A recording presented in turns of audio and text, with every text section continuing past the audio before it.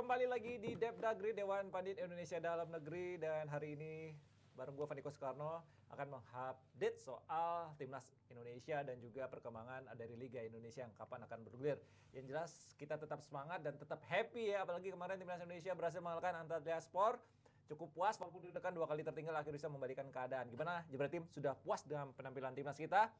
Sepertinya ada yang nggak puas juga karena STY ya, sempat kemarin mengeluh tuh karena pemain-pemain kita males-malesan. Nah, apalagi kemarin juga ada marahnya STY melihat pemain-pemain kita yang takut bertarung dengan pemain-pemain Eropa yang mempunyai badan yang lebih besar. Tapi kita tetap semangat seperti kita bertiga semangat pada hari ini. Ada Om Yuke, ada Mas Hanif yang semangat memberikan informasi mengenai update dari perkembangan sepak bola Indonesia termasuk timnas ya. Asik. Dari sepak bola Indonesia dulu nih ya, yang belum tahu kapan akan bergulir, tapi yang jelas perwakilan dari APPI, Asosiasi Pemain Profesional Indonesia ini diwakili oleh Mas Aji, kemudian Andre Tani hadir ya bertemu dengan PSSI untuk menanyakan kapan liga ini akan bergulir karena ini menyangkut soal masa depan. Perahu ya. Isi perut. Perekonomian para pemain ya. Nanti kita juga akan berbicara dengan CEO dari APPI, Mas Aji sendiri. Tapi menurut kalian pertemuan ini menjadi sinyal yang positif ya Mas Andik ya? Ya sebenarnya kalau kita melihat sinyal yang positif pasti ya. Tapi yang perlu diperhatikan bahwa sinyal positif itu tidak hanya berasal dari pemain. Tapi kalau kita melihat namanya ada football family gitu, bahwa ketika kompetisi bergulir yang terlibat itu sangat banyak. Bukan hanya pemain, tapi ada pelatih di sana, kemudian fisioterapi misalkan wasit, perangkat pertandingan. Bahkan kalau kita melihat kita bicara soal financial, di luar tuh banyak ekonomi rakyat ya, ekonomi kecil, UKM lah seperti itu, yang setidaknya juga ada ketergantungan dari sepak bola. Ya di stadion kita tahu banyak kan, kios segala macam. Nah, ketika itu digulirkan, mereka ada bukan berbeda. Oke, kalau Yuke sendiri melihat hal ini pertemuan dari APPI kemarin? Ya itu lebih ke formalisasi ya, mengingat bahwa APPI kan sekarang sudah yuridiksinya ada dalam football family, artinya sudah diakui dan PSSI ini hal yang positif, ada terus komunikasi. Walau ya menurut gue bilang sih memang agak seperti menabrak tembok ya, karena ujung-ujungnya nanti kan di polisi juga. Kan yang diminta APPI kan bagaimana PSSI bisa mengupayakan Liga bergulir lagi. Tapi PSSI kan sekarang posisinya dalam tanda petik tersandra ya. Tersandra karena opsi boleh mereka lakukan, mereka gulirkan, mereka tawarkan. Tapi kan ujung-ujungnya portalnya ada di kepolisian. Bahkan Menpora sendiri sempat ditanyakan sebelumnya oleh media, Menpora sendiri malah mengatakan ya tergantung polisi gitu kan. Jadi itu yang cukup ironis ya. Ketika di football family-nya sudah bergeliat gitu ya, udah menawarkan opsi, pemain-pemainnya juga udah nggak sabaran terlalu lama mereka vakum kan. Karena ujung-ujungnya nanti kalau ini nggak jelas, itu bisa saja klub akan kembali ketika skemanya pandemi ya. Nah itu yang dikhawatirkan kan, yang ada pemotongan dan segala macam. Dan gitu. Dalam konteks ini kita sudah 2 kali punya pengalaman loh. Dulu waktu di bench 2015 ya. Itu juga nasib pemain. Padahal itu kan nggak ada dalam tanda petik tragedi nasional kalau misalkan nggak ada force major lah ya. Nggak ada force major. Tapi yang terjadi benar-benar mati kutu. Bukan hanya klub tapi pemain yang paling terasa. Dulu kan banyak kisah-kisah yang tidak terduga sebelumnya yang benar-benar miris. Nah, jangan sampai itu terjadi. Apalagi kalau kita bergeser tahun kemarin bagaimana pandemi, banyak yang benar-benar gulung tikar. Terus ketika bergulir pun tidak dalam situasi yang ideal. Jadi harapannya ini jangan sampai terjadi lagi.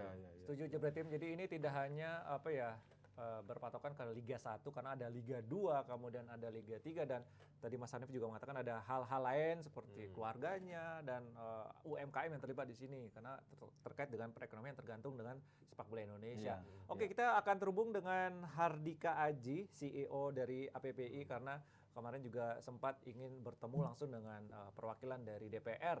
Halo, Mas Aji. Halo, selamat sore. Selamat sore. Kita ingin mengupdate Mas Aji terkait pertemuan kemarin dengan PSSI. Apakah ada kelanjutan pertemuan seperti apa? Jawaban dari DPR, ada Komisi 10, ada Komisi 3 juga ya Mas Aji, benar? Enggak. Itu PSSI sendiri sih, karena terkait dengan naturalisasi dan update kanjuruhan. Kalau APPI murni ketemu dengan PSSI aja tanpa ada dengan DPR. Mungkin harinya sama, cuman beda tempat. Oke. Update-nya gimana Mas Haji terkait kelanjutan liga ini? Iya, tadi dengar-dengar selentingan Bung Yuki sama Mas Hanif memang betul. Kita sebenarnya secara nggak langsung sih kan hari Jumatnya kita kirim surat tuh ke PSSI yang kita rilis juga isi suratnya. Sebenarnya nggak secara nggak langsung, kita cuma mau bilang menyampaikan apa yang kita sampaikan melalui surat, tapi kita sampaikan langsung secara direct ke PSSI yang bahkan dihadiri oleh 3 pejabat penting sepak bola saat ini lah. Ada ketum, ada sekjen, sama ada direktur operasional Betul. LIB Pak Sujarno. Sujarno. Jadi memang Iya. langsung ketemu dengan pihak-pihak yang berkepentingan. Betul, kita dengar apa sih hambatannya, bagaimana statusnya, bagaimana keberlanjutannya. Isu-isunya kan banyak tuh, yang 3 tanggal itu opsinya bagaimana ya. Media bertanya pun kita nggak bisa jawab. Ya, dari situ kita bertanya langsung gimana opsinya, gimana kalau gini, gimana kalau gini. Nah, itu lebih ke diskusi sih. Tapi memang mentoknya memang di otoritas sih, di pemerintah ya, mungkin bisa dibilang polisi atau mungkin bahkan bisa dibilang bagaimana hasil dari task force yang dibuat PSSI, karena kan baru mau dilaporkan ke presiden tanggal 14 kalau nggak salah. Ya. Lalu tanggal 15-nya baru ada RUPS. Jadi sebenarnya menunggu dari situ semua, pihak KOP juga mungkin masih ingin menunggu hasil RUPS tanggal 15 seperti apa, karena kan butuh kepastian juga siapa yang menyelenggarakan, status direktur bagaimana, lebih ke sana sih. Jadi memang mau nggak mau sekarang masih wait and see sampai tanggal 15-an. Bahkan juga habis itu kita juga mencoba dengan pemerintah, dan mereka juga sedang sibuk-sibuknya dengan G20 yang baru di ke Jakarta semua, kalau nggak salah tanggal 18-an. Oke. Nah, selain Mas Aji ingin apa ya, ingin segera liga bergulir istilah seperti itu, ada suara-suara dari pemain nggak, Mas Aji, yang mungkin Mas Aji oke, ini aspirasi ya, ditampung gitu. Kira-kira apa lagi gitu, Mas?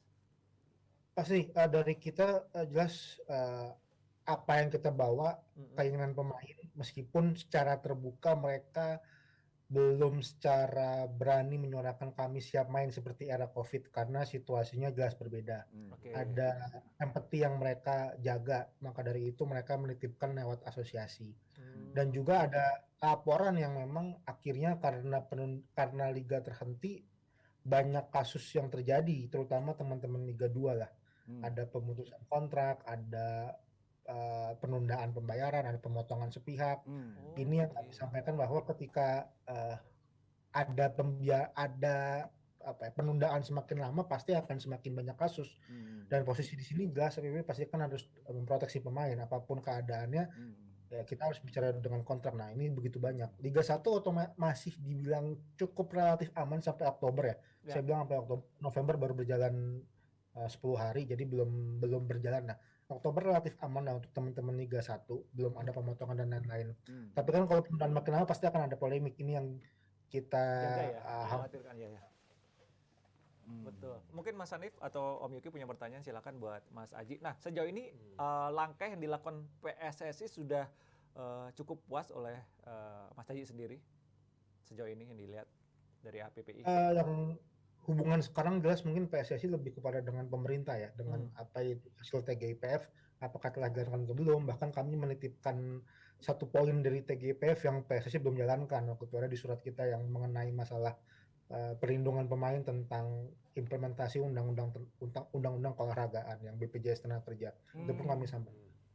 Hal lainnya banyak lah. Mungkin penilaiannya juga dengan PSSI harus koordinasi terus dengan pemerintah, justru karena apakah rekomendasi TGIPF dilakukan apa enggak, apakah telah memenuhi atau belum, bagaimana hasil task force yang dibuat, apakah memenuhi ekspektasi yang diminta. Karena kan secara nggak langsung yang diminta pemerintah kalau liga mau jalan, bikin perubahan dong. Nah, ini kan yang dijalankan PSSI juga sebenarnya kan belum final ya. Mereka pun baru bisa memberikan ke presiden dari tim task force yang dibuat itu tanggal 14 gitu, tanggal 15 baru RUPS. Nah, itu kan sebenarnya cukup wajar dirasa belum jelas timeline sepak bola, karena juga proses pembenahannya masih berlangsung. Oke. Kalau gue boleh nanya ya? Boleh, silakan Mas. Ji, waktu itu kan kita sama-sama tahu ya, PSSI sempat mengeluarkan semacam kayak edaran ya kepada klub-klub untuk boleh melakukan pemotongan ya dari 25% sampai 50%, dari 50% sampai 25%. Nah, itu hawa-hawa itu Ji dirasakan sama pemain, nggak kekhawatiran itu? Kemudian kemarin pas ketemu dari APP sempat menyampaikan kan, Pak, misalnya jangan lagi kayak begini Pak gitu, karena kan sempat kemarin tuh polemik ya karena sepihak gitu. Pasti. Itu yang pasti dikhawatirkan. Tapi yang bisa kami sampaikan ke pemain, yang COVID aja sepihak kami bisa menangkan itu pemain itu. Ketika kita bermain di RC ke DRC, yang COVID aja ini kan bisa dibilang bukan force majeure ya, meskipun menelan korban banyak, cuman ya ini bukan force majeure definisi undang-undang gitu loh. Yang force majeure definisi undang-undang COVID aja secara rule kita bisa menangkan, yang ini sih kita bisa beri pemahaman pemain, jangan khawatir teman kalau diajak negosiasi jangan nyolot gitu aja sih, lebih mengerti pemahamannya seperti apa, lebih mengerti kan. Nggak sepakat sih nggak masalah, cuman ketika ada tidak kesepakatan itu yang menjadi poin. Kasarnya pemain sepakat untuk ditunda gajinya dulu ya nggak masalah kalau pemain sepakat, cuman ketika nggak sepakat kan ini kan sekarang Liga 2 keadaannya seperti itu kan, yang sepihak aja gitu, tiba-tiba potong, tiba-tiba coret, yang dikhawatirkan. Oke, Mas Haji, saya menggarisbawahi sekali lagi, berarti untuk Liga 1 belum ada ya, kecuali Liga 2 dan Liga 3, betul kan Mas Haji ya? Itu sampai berapa persen Mas Haji? Kalau Liga 3 sulit dipantau, itu masih terlalu jauh, kita sumber daya kita belum mampu untuk lebih sifatnya wait and see lah kalau Liga 3. Kalau Liga 2 bahkan beberapa media udah kami jawab ada 5 klub lah yang ada polemik. Memang kita sejauh ini SOP-nya nyebut nama klub kalau udah ada proses hukum, cuman memang sedang berproses. Liga 1 sampai Oktober ya, kita belum bisa November. Oktober sih semua masih aman, 18 tim. Tapi kita nggak tahu November ini. Nah, selain menyuarakan aspirasi dari pemain, apa lagi yang dilakukan oleh APP terkait Liga 1 khususnya Liga 2 nih, yang sudah ada beberapa klub yang melakukan ya kebijakan pemotongan atau ya pemutusan kontrak seperti itu, Mas Haji? Untuk keadaan sekarang? Ya. Yang pasti ya terus berupdate setiap tim seperti apa, karena masih juga banyak yang latihan. Bagaimana pembayarannya itu pasti komunikasinya, tapi untuk Liga 3 itu tadi bilang agak cukup sulit secara sumber daya. Liga 2 setengahnya lah kita masih komunikasi, sambil mereka masih pertanyaannya kapan Liga dimulai, yang kita juga nggak bisa jawab. Tapi setelah dari PSSI, bahkan sebenarnya baru malam ini lah kita mau koordinasi meeting dengan perwakilan lah di Liga 1, update apa hasil dari pertemuan dengan PSSI, karena kan yang didapat dari teman-teman pemain pasti kan dari media aja. Ada perbedaan lah pasti yang dengar dengan media apa yang dengan keadaan langsung. Selanjutnya tadi coba karena sudah menembak dari pihak PSSI atau bahkan juga dari Menpora bilang di polisi dan segala macam, pasti kan polisi juga punya reason kenapa bukan alasan belum mengeluarkan izin. Nah pasti pihak-pihak yang dimaksud juga sedang kami coba koordinasikan, tapi dari pemerintah memang infonya sampai tanggal 18 mereka tidak, terutama dengan pemangku kepentingan ya, belum ada di Jakarta lah, fokusnya masih sekarang di KTT lalu nanti di G20. Nah, tapi itu coba kita komunikasikan juga dengan otoritas tersebut bahwa aspirasi pemain ingin liga dimulai dengan alasan bahwa akan jadi polemik yang lebih lanjut, bukan hanya sekedar masalah liga jalan kapannya, tapi ya tanpa ngerasa empati, memang keinginannya semua ingin liga dilanjutkan. Bagaimanapun juga sudah setengah jalan dan ini cukup banyak resiko ketika nggak lanjutkan. Lalu keduanya juga hal-hal apa sih yang perlu mau diperbaiki, karena transformasi pasti ada muara terhadap pemain yang sebagai salah satu stakeholder, tidak sekedar transformasi di atas kertas, tapi implementasinya juga kan jangan sampai terulang lah. Ini kan keadaan yang sebenarnya sering berulang, mungkin yang sekarang begitu hebat karena korbannya banyak sekali, cuman kan tahun ini aja sudah berapa kasus. Nah ini yang aman nyamannya tuh butuh total lah reformasinya. Tapi ya konsep-konsep itu sedang ya opsi-opsi itu juga kami ditanyakan kan ketika mau ketemu pemerintah, opsi apa yang ditawarkan. Nah kita sedang menyiapkan draft itu juga, bagaimana implementasi tentang undang-undang keolahragaan, bagaimana tentang undang-undang tenaga kerja terhadap negara butuh berperan di mana terhadap para atlet dan pemain. Nah ini yang lagi kita siapkan secara internal, tapi secara pastinya meminta liga jalan dan lagi nembak pihak-pihak yang secara nggak langsung terlibat sih. Oke, jadi semua terus bergerak ya, dari APPI, dari PSSI, semua stakeholder yang terlibat juga terus bergerak. Nah ini ada menarik pernyataan dari Ketua Umum PSSI, jadi mengatakan mengenai kompetisi saya terus berusaha ya, ini dia. Saya terus berusaha agar bisa berjalan, komunikasi dengan pemerintah terus berjalan, terakhir tadi di Komisi 10 dan besok juga di Komisi 3. Nah ini nih, Om Yuki atau Mas Adi punya update terkait hal ini?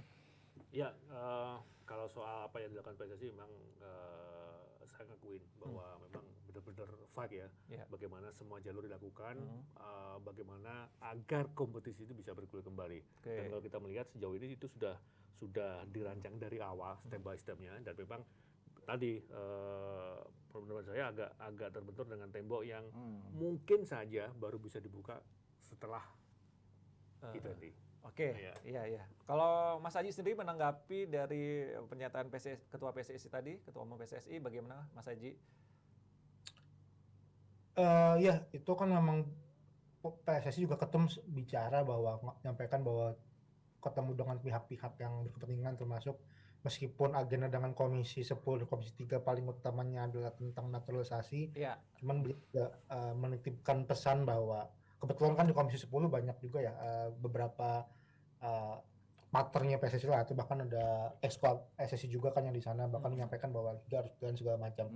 Menitipkan itu bahwa dengan pihak-pihak terkait, dengan Menpora, dengan Komisi 10 dan Komisi 3, bahwa alasan liga harus jalan itu seperti apa. Nah, memang dijelaskan dan memang kami pahami, maka dari itu kemarin ini secara nggak langsung jadi tahu sejauh mana PSSI telah bergerak dan peran pemain harus bergerak di sisi mana, peran-peran stakeholder lain. Berarti ada porsi masing-masing yang memang apa yang harus dilakukan, apa yang belum dikerjakan, jadi lebih jelas sih. Cuman inti dari pertemuan itu lebih cukup panjang diskusinya, karena sebenarnya kita ketemu 2 kali, cuman yang terpublikasi sekali sebenarnya dengan Ketum.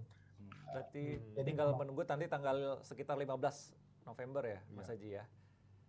Iya, 14 kan akan hasil itunya, 15 RUPS, jadi kita lihat di situ sih.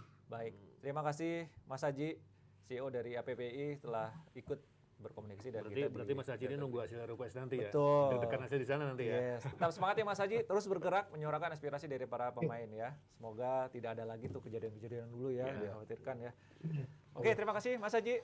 Sampai ketemu lagi, kita balik lagi ke diskusi soal kejelasan dari liga sendiri ya. Jadi sih gini Vaniko, menurut gue ya, ini kan udah langkah yang bagus ya dari domainnya ataupun juga ranahnya APPI. Komunikasi memang secara vertikal langsung ke PSSI karena memang domainnya di situ. Tadi sempat disinggung sama Aji bahwa di DPR juga kan ada pemilik klub, exco juga kan. Mas Nuryadi kan anggota DPR kan? Iya. Nggak tahu Yoyo masih nggak anggota DPR? Masih.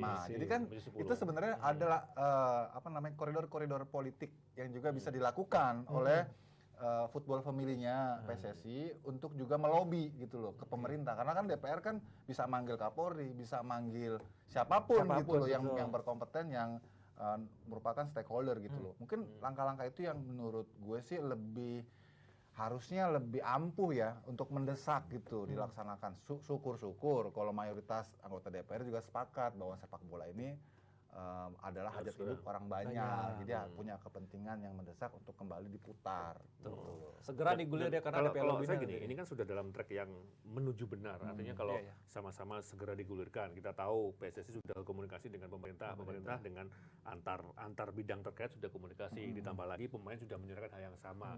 Tidak menutup kemungkinan pemain-pemain yang lain pun juga akan hal yang sama. Ditambah lagi semua sudah pada jalurnya. Sebagai operator kompetisi, LIB juga sudah menyiapkan skenario apa yang harus dilakukan, apa yang disetujui nantinya, opsinya seperti apa, opsi terbaik seperti apa, keinginan seperti apa, semua sudah disiapkan. Jadi kalau bicara soal muaranya, semua pada track yang sudah benar. Tinggal pemerintah nantinya mudah-mudahan bisa mengiyakan, memahami, kemudian memutuskan apa yang terjadi dan situasi saat ini. Jadi, tapi ini si Vaniko dan Hanif ya, kita tetap juga tidak bisa menafikan kemungkinan terburuk, worst case-nya. Kalau sampai Desember juga nggak dibuka portalnya, gue pikir sisa 3 bulan di tahun 2023 itu akan sangat krusial untuk tetap dijalankan. Karena itu agenda-agenda Piala Dunia. Terus PSSI kan juga ada agenda timnas juga kan, Piala Asia. Jadi agak tricky tuh di situ tuh, mau diterusin dengan begitu banyak hutang pertandingan atau dikelarin di paruh musim di situ baru lanjut lagi setelah Piala Dunia mungkin. Kalau mau menyelamatkan siklusnya ya, kalau mau gampangnya ya udah disamakan seperti kemarin pandemi. Dan memang dari informasi yang saya dapatkan seperti itu. Jadi memang ada beberapa opsi bagaimana ini menjadi salah satu hal yang harus dipikirkan matang oleh klub sebelum tanggal 15. Jadi opsi A seperti apa, B seperti apa, C seperti apa.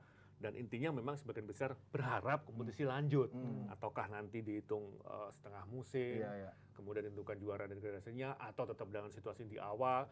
Memang agak berat untuk menentukan jeda ini, karena betul Nggak kalau terukur Desember sih ya. ini belum jalan juga juga. kick off, maka sangat mepet, risikonya sangat besar. Apalagi ada agenda yang harus benar-benar stuck harus kita Jalanin. Terus apalagi musim depan sudah jelas tanggalnya kan, sudah jelas bulannya maksud saya. Jadi itu yang harus dipertimbangkan, bagaimana recovery pemain, kemudian pembiayaan dan semuanya. Apalagi ini sudah jeda yang butuh waktu untuk kembali semula kan. Nah, itu yang harus benar-benar Belum lagi aspek komersial kan dari sisi sponsor. Apakah sponsor masih mau tetap betul. ikut gitu misalnya? Bisa saja kan mereka ngerasa udah nggak efektif, udah beda ininya, suasananya, hype-nya mereka misalnya give up, mundur, kan itu juga bisa mempengaruhi. Dan kalau itu terjadi, maka klub yang akan rugi. Bukan klub aja, tapi banyak bola hal misalnya rugi. Dampaknya itu sangat besar. Efek ke bawahnya itu Efek dominonya ya. sangat tinggi. Betul. Oke, kita doakan yang terbaik. Semoga win-win solution seperti itu, semua yang mendapatkan sinyal yang positif, karena ini menyangkut hajat hidup orang banyak. Seperti kata Mas Andi tadi, ini seperti perahu ya, sebuah perekonomian yang sangat besar, karena tergantung dari sepak bola. Ya, dan satu lagi yang menarik kalau kita melihat teman-teman Aremania ya, beberapa juga kan sempat ada opsi tidak ada penonton. Kan teman Malang tuh punya toleransi yang tinggi. Betul. Mereka nggak setuju kalau itu dilakukan. Biar mereka saja yang mendapatkan hukuman. Iya, luar biasa itu. Tim-tim lain harusnya dalam situasi yang ideal, home and away dengan penonton, meskipun nanti dalam jumlah terbatas. Kalau jumlah itu kan nanti wewenang dari pihak kepolisian. Tapi setidaknya dari teman-teman supporter Aremania yang sekarang masih prihatin sudah bisa menyuarakan seperti itu. Luar biasa. Salam satu jiwa nggih Aremania. Baik, ini sambil menunggu kapan liga akan bergulir, karena ini masih di tangan polisi ya, karena ini terkait izin keramaian. Ada beberapa klub yang sudah melakukan istilahnya persiapan ancang-ancang gitu kan, seperti Solo ya. Yang akhirnya berangkat ke Malaysia dengan pelatih barunya Johor ya.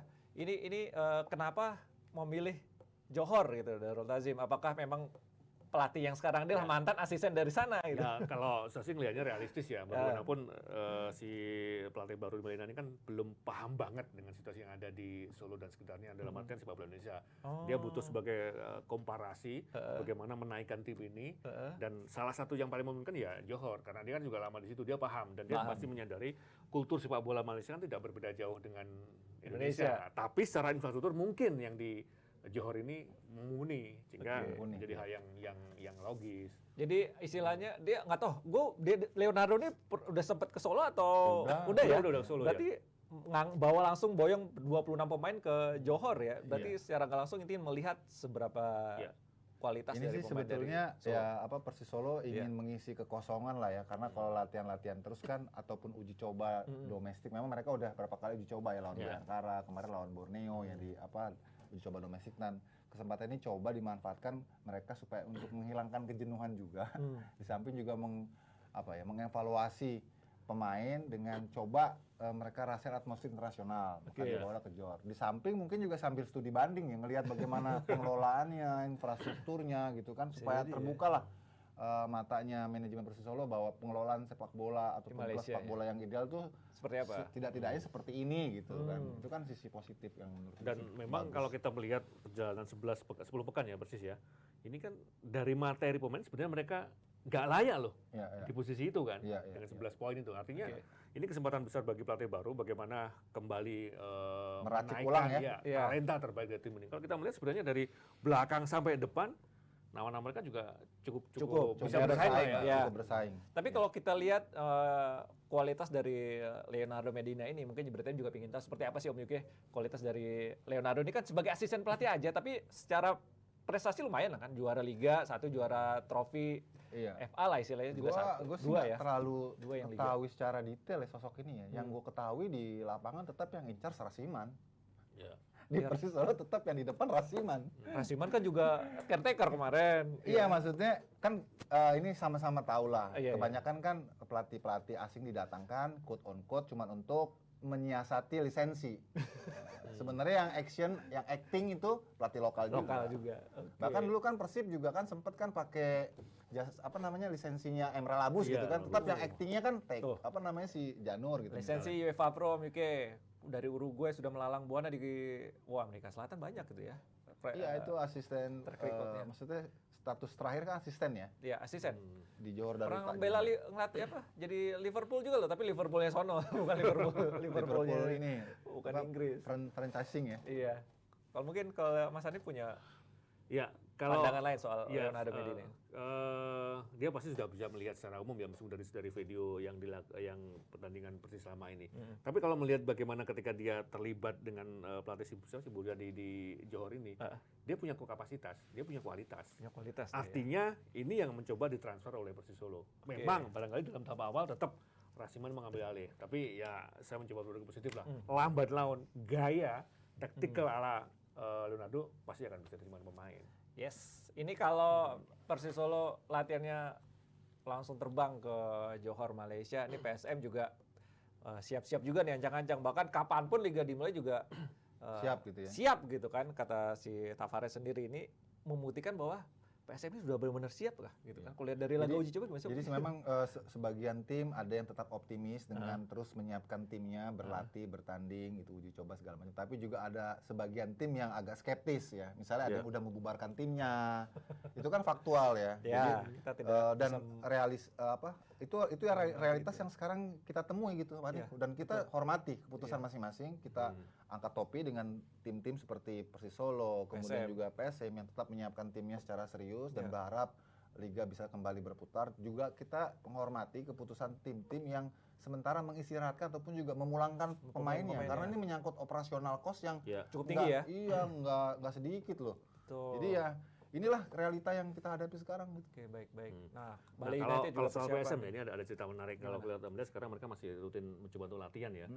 Memang ini kan beberapa kali saya ngobrol dengan pengelola mereka kan. Jadi ada fakta yang benar-benar di luar dugaan. Apa itu Mas Hanif? Awalnya mereka kurang begitu yakin ketika dipindahkan home base ke Parepare gitu. Pare-pare. Oke. Nah, ternyata setelah beberapa laga home dilakoni, ekspektasi publik itu luar biasa. Di Parepare ya. Iya, hotel naik. Bahkan kalau kita lihat, kita bandingkan dengan tim-tim lain, tiket di Parepare itu relatif mahal loh.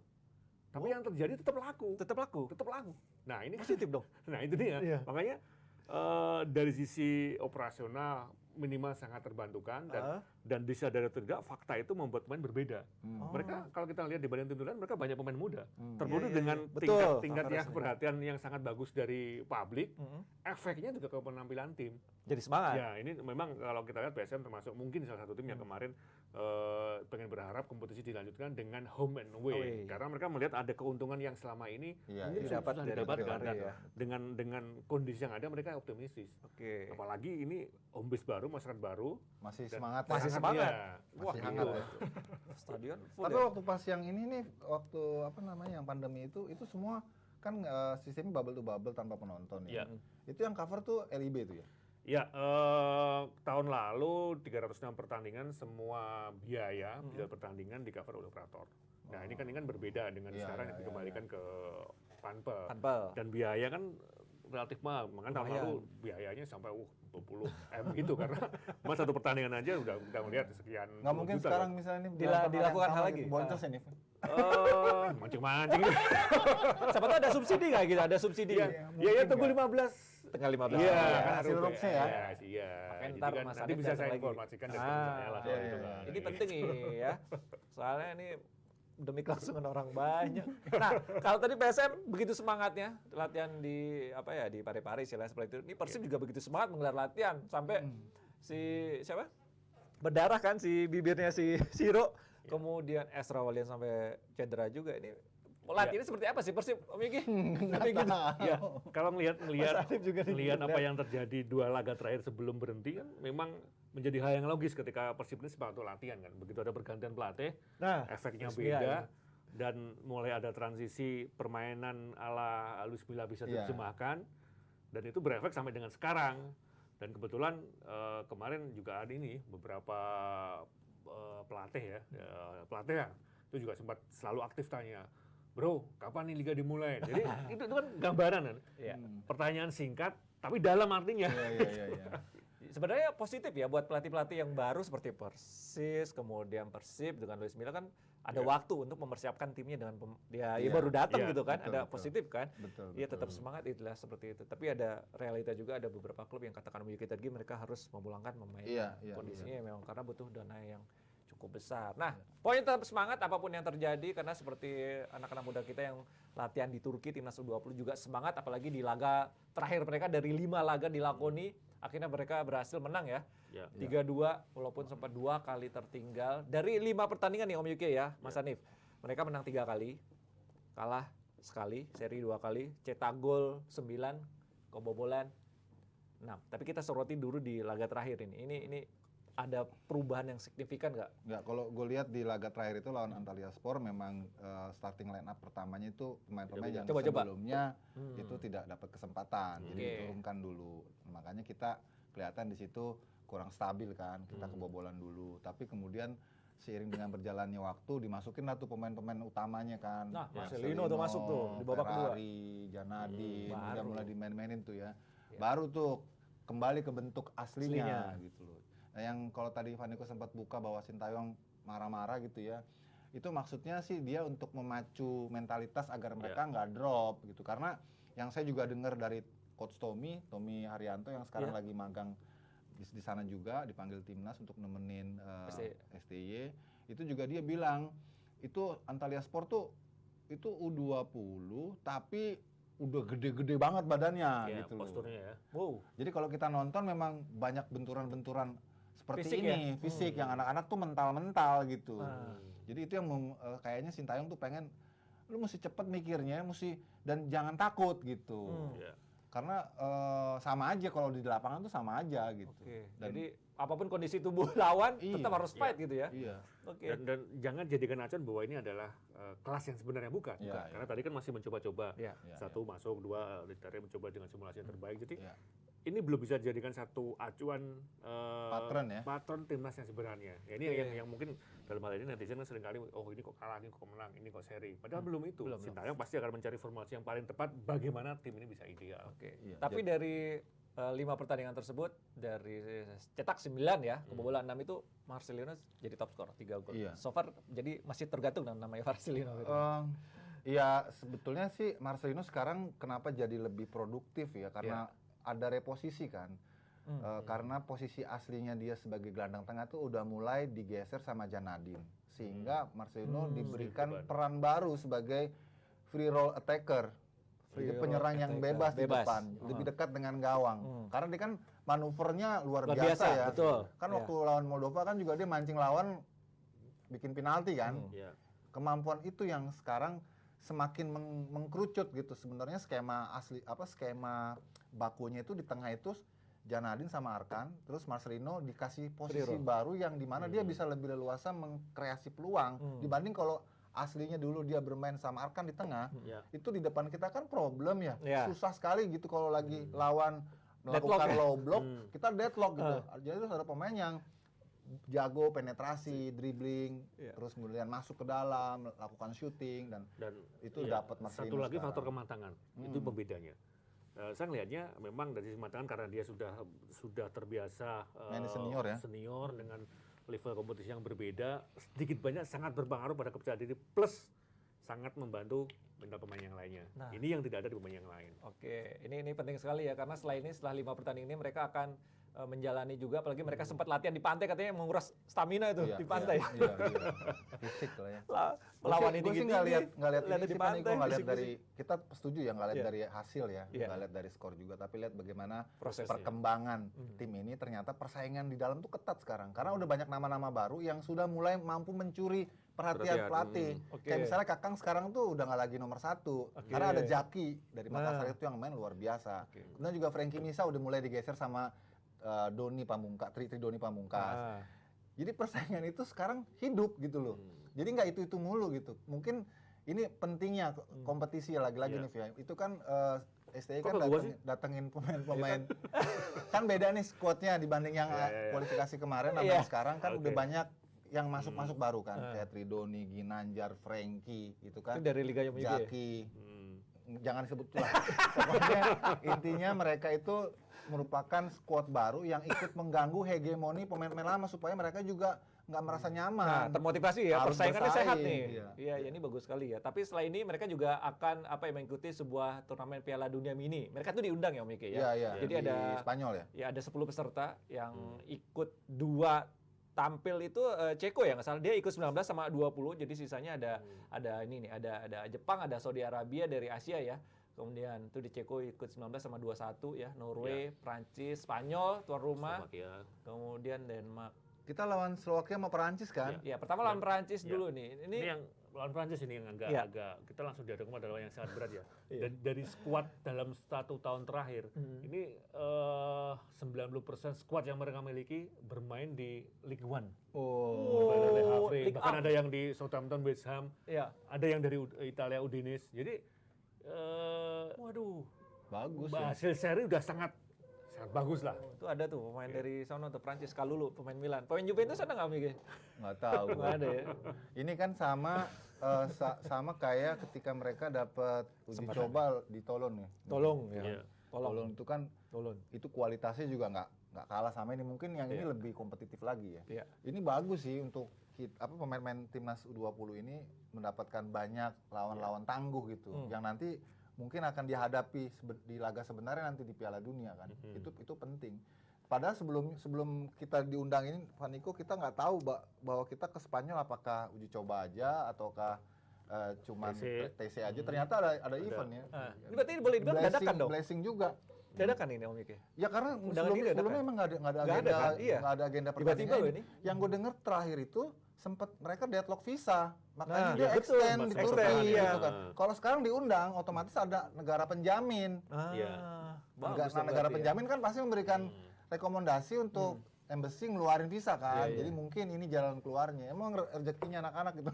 Itu formasinya sama nggak Om Yuki dengan sebelumnya? Atau memang kayak Liga Jam Yuki 10 menit gitu?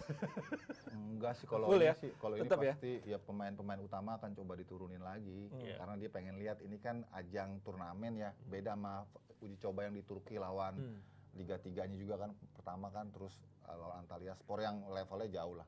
Lawan Moldova juga timnas Moldova ya beda sama Prancis. Sama Slovakia beda lah. Ini kelasnya boleh dibilang Ya, meningkat kalau lah ya. di sini memang menurut gue sih STY harus turunin yang the best-nya. The best.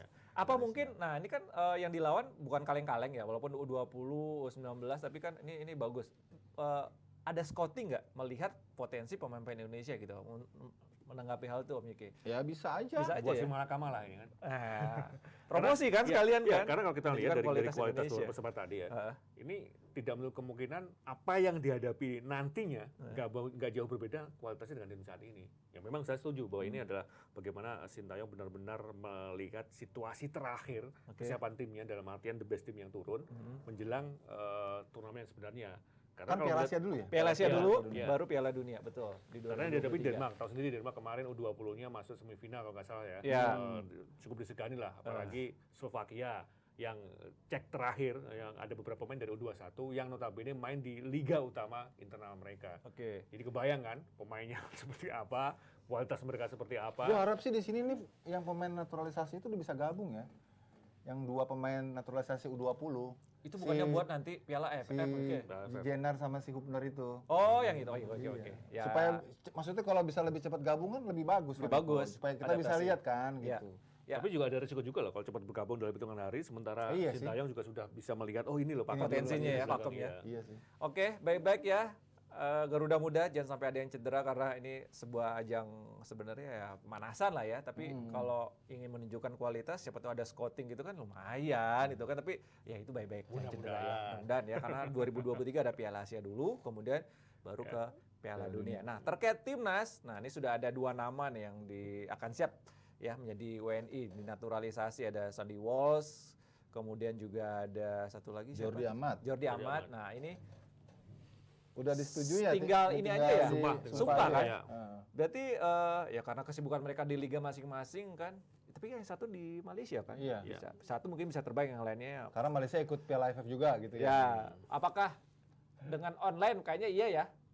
Bakal terjadi itu ya, Jordi Amat sama Sandy Walsh juga akan daring ya isinya seperti itu untuk mengambil sumpah.